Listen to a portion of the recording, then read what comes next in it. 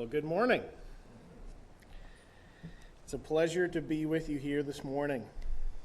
Let's turn our attention to the book of Ecclesiastes.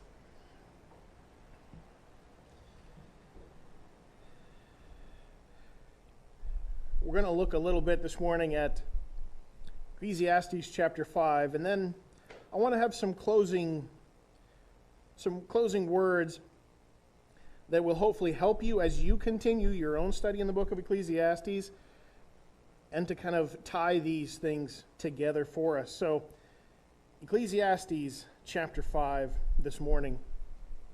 The book, I've titled it The Book of Experience. Solomon was given more wisdom than anyone before or after him outside of Christ. And he took that and he used everything at his disposal to conduct experiments to find out if the things in life were satisfying, if anything in this life could bring fulfillment. The basic question that the book poses is life worth living? And what is the purpose of life? And so Solomon went about conducting experiments in every different facet of life, through all the different parts. Experiments on work, on pleasure, on vanity, on just partying it up. He'd conducted all of these experiments to find if any one of these things could bring some kind of fulfillment. And today I want to look at one unique experiment that he did, one conclusion that he came to on Ecclesiastes chapter 5. I'm going to read the first 7 verses. It says, "Keep thy foot when thou goest to the house of God, and be more ready to hear than to give the sacrifice of fools, for they consider not that they do evil. Be not rash with thy mouth, let not thine heart be hasty to utter anything before God, for God is in heaven, and thou upon earth. Therefore let thy words be few. For a dream cometh through the multitude of business, and a fool's voice is known by multitude of words. When thou vowest a vow unto God, defer not to pay it. For he hath no pleasure in fools. Pay that which thou hast vowed. Better is it that thou shouldst not vow, than that thou shouldst vow and not pay.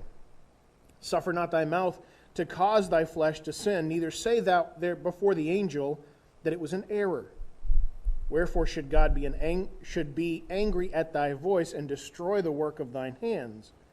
For in the multitude of dreams, and many words, there are also divers vanities. But fear thou God." This is a unique section in the midst of Ecclesiastes because as Solomon is conducting his experiments, he comes across something that he wants to share with us that he thinks is so important about living life, something that could cause and that does cause, as he says, that causes so many people to trip up, that causes so many problems for a multitude of people. He wants us to honor God and to treat God with respect. So as he deals with all of these different experiments, trying to find if they will bring fulfillment, he came across this, that people didn't deal with God respectfully. And that caused just as much problem for people than partying it up or trying to find fulfillment in other things outside of God. As much as there's a whole host of useless things out there to waste your time on, one of the things that can trip you up just as much as all of those is not coming to God with respect. So he says, keep thy foot when thou goest to the house of God. Keeping your foot means to pay attention. And this is tied directly to what we've been looking at in the past weeks. It's talking about every practical, everyday kind of things. And he says, keep thy foot. Because he came across this and he noticed that people weren't paying attention to it. That this could be so dangerous that, as I said, it would derail them, just like paying attention to the wrong thing. Forgetting to pay attention and be respectful to God could cause just as much problem in their lives as going out there and just wasting your life and all the other things. The reason why he brings this up is because of who we are and how we function, what we have been created for. We as human beings are created for God's glory. That is our ultimate purpose. God has given us a whole kinds of things and an entire earth that we can enjoy and that we can live life and do all of these different things. But when it comes right down to it, the purpose of my life is to glorify Him, to reflect Him. I am His creation. As a result, worshiping God, giving back honor to Him, is the most important and the most valuable thing that I can do. It sets me in the right place to enjoy the rest of my life when I give God proper respect. Because He created the world, He knows how I function, and how I function is to be glorifying Him. So when I treat this most precious thing, this most valuable thing, when I don't treat that with respect, it will bring up more stumbling blocks. It will cause you more problems than if you were simply to go out there and try to waste your life on a number of other things. So worshiping God should be done honestly, and it should be done sincerely. There should never be a time when we come to worship God and that we just do it flippantly without thinking about what we are doing. So he says, when you come to the house of God, and for them, the temple was where they came. For us, our bodies are the temple, so everything that we do, unlike them, everything that we do has an opportunity to glorify God when we do it correctly. There should never be a time when we come to worship Him and we do it without thinking about what we are saying. Warren Wiersbe, in his commentary, he had this to say about this little section. He says, Solomon had visited the courtroom. He shared with us some advice about the courtroom. He'd visited the marketplace, how people conducting business, the highway, how people traveled, and encouraging us to find partners in life, to find people to work with. He had also visited the palace. Now he paid a visit to the temple, that magnificent building whose construction he had supervised. And he watched the worshipers come and go, praising God, praying, sacrificing, and making vows. And he noted that many of them were not at all sincere in their worship. And they left the sacred precincts in worse spiritual condition than when they had entered. What was their sin? They were robbing God of the reverence and honor that He deserved. Their acts of worship were perfunctory, insincere, and hypocritical.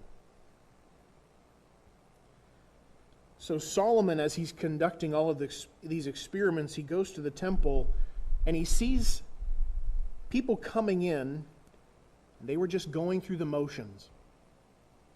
And instead of finding value in coming to God's presence, instead of being blessed by that, he said, I see them come and they just go through the motions, and when they leave, they're in worse condition. They're just as bad off as someone who never came in the first place, because they don't treat God with respect. They don't come and worship Him sincerely. In verse 2 he says, do not be rash with thy mouth. Let not thine heart be hasty to utter anything before God. For God is in heaven and thou upon earth. Therefore let thy words be few. So these people would come and they would spout off all of these things. We worship God, I'm so thankful. And then they would go through all of the motions. They would pray these things. And Lord, if you give me this, I will do this. And they went through all of the motions to do these things, but they never actually meant what they said. So Solomon's caution is, when you come before God, sometimes it's best to say less. Instead of just throwing the words that you think you should say out there, instead of just making it up, and instead of just pretending like things are great and like you're going to do all of these different things for God, instead of saying a lot and doing nothing, it's better if you don't say anything and just be honest with God. God holds you accountable for what you say to him. For us, think of it this way. When you sing a hymn that talks about trusting God, surrendering to God, do it. And if you're not prepared to do it, don't sing it. Because God will hold you accountable for that. When you come and you worship before him, what you say matters to him. And as God, he holds you accountable for that. So don't say things if you don't mean them. And the longer that you have been a Christian, the more likely that we are to just go through the motions when we come to church. Because this is very familiar to us. This is a very easy place for us to be. I love coming to church. It's my favorite time of the week to come to church. But when we come, it should never be done carelessly. And when we say something, we should mean it. So when you sing a hymn, when you pray, don't sing, don't pray, without thinking about what you're telling God. And be sincere. Because like he said, it's better, in verse 5, it's better that thou shouldn't vow than that thou should vow, make a promise before God, and not do it.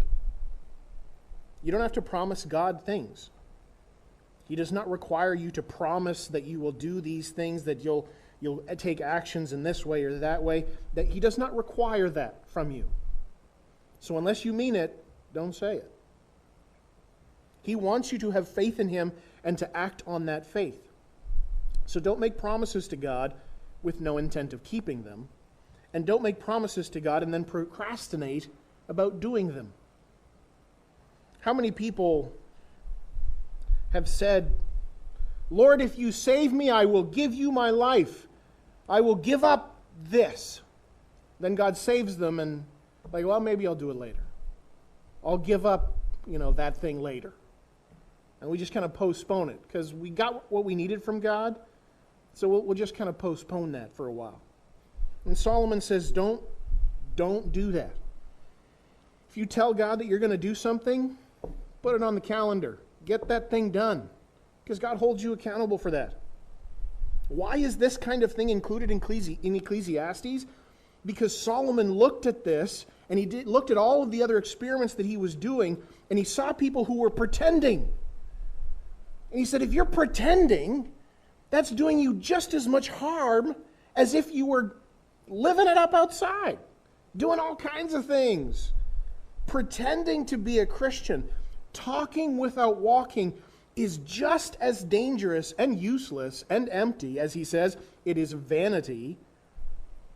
It's just as empty as living your life without him in the first place.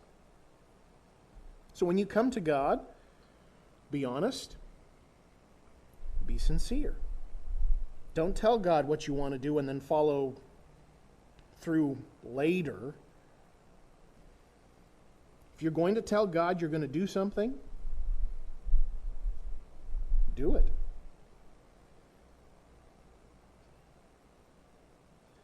So Solomon, as he's walking about in the midst of life, his caution is, there's a lot of things that we dream about doing. There's a lot of things that we throw at God about wanting to do. And he says, be careful. Be sincere. Be honest with God. Don't just go through the motions. If living the Christian life has become something that is just going through the motions, then stop that. Because God holds us accountable. Because worship is our top priority.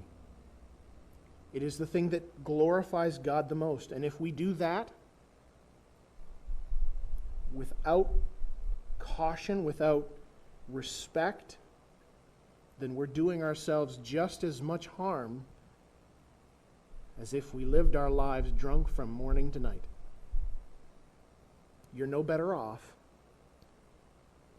than if you'd lived it up all day in sin, than if you come before God and you don't treat him with respect. I find it very interesting that in the midst of all of his experiments, Solomon took a moment in the midst of this and said, I've come across something that is just as damaging as all of those other things. But it can happen when we come before God without respect.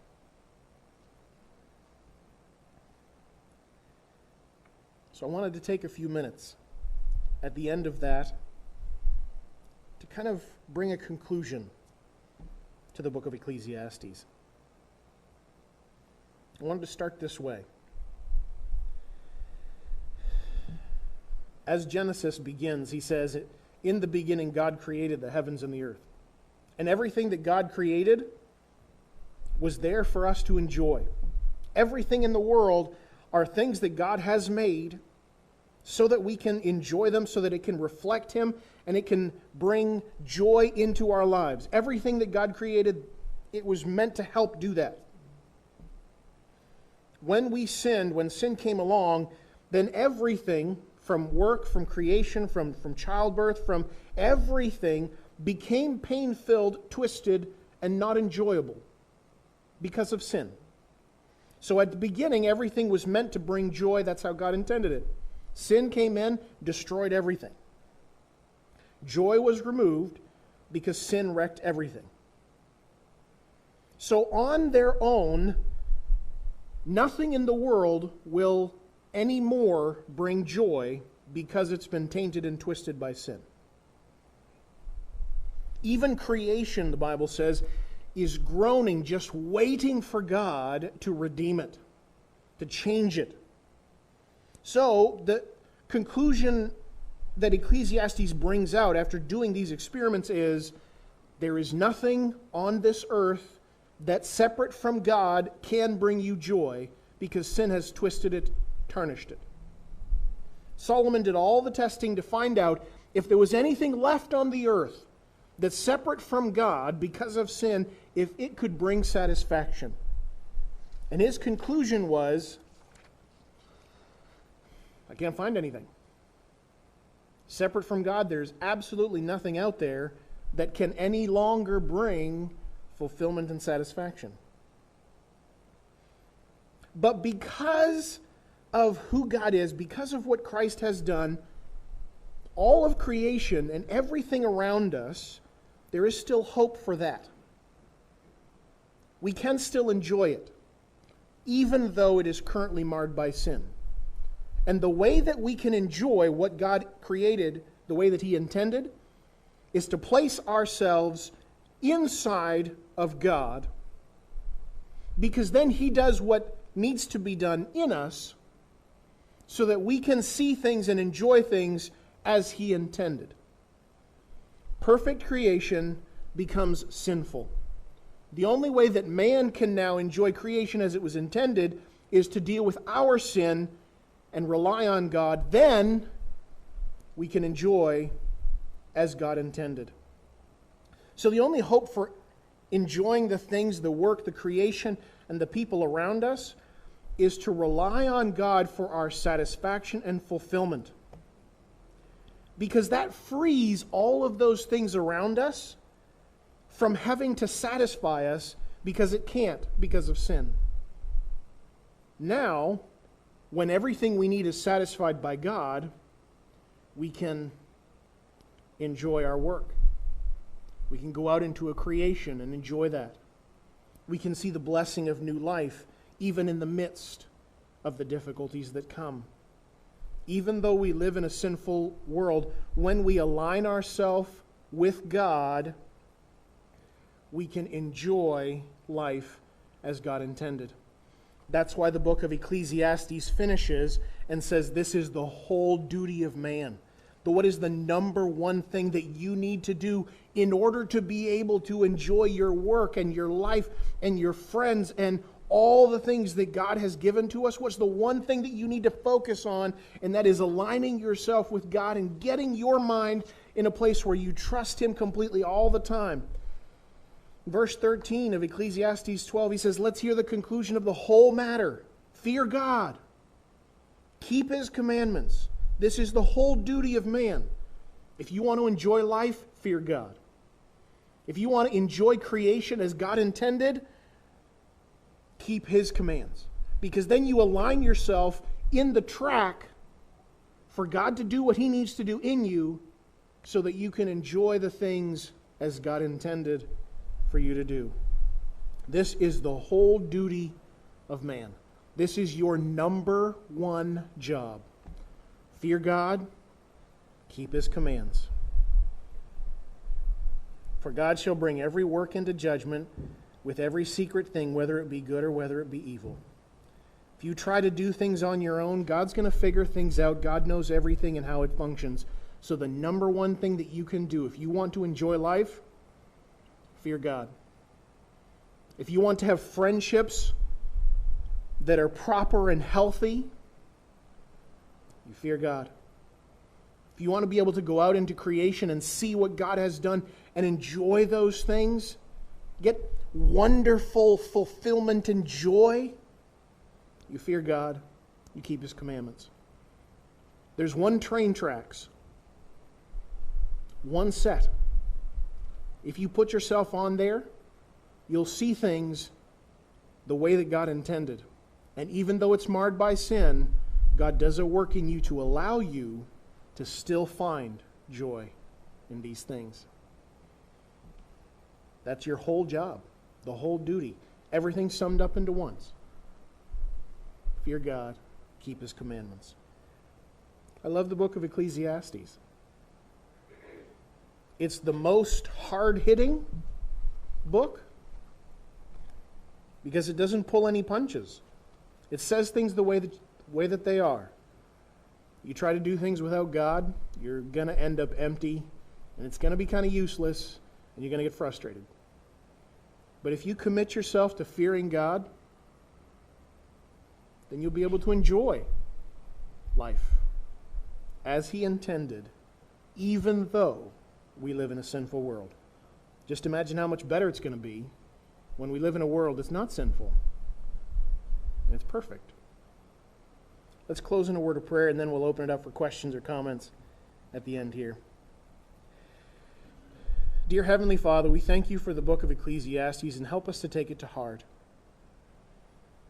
Solomon committed himself, gave his life to try to find out all these things, to do all the experiments necessary, and at the end, this was his conclusion, and help us to learn from it. Help us to fear You, to make it our number one priority to fear You and to obey what You have to say, so that we can find joy even in the midst of a sinful world, while we wait for You to perfect things and create a new heavens and a new earth for us, one that is free from sin.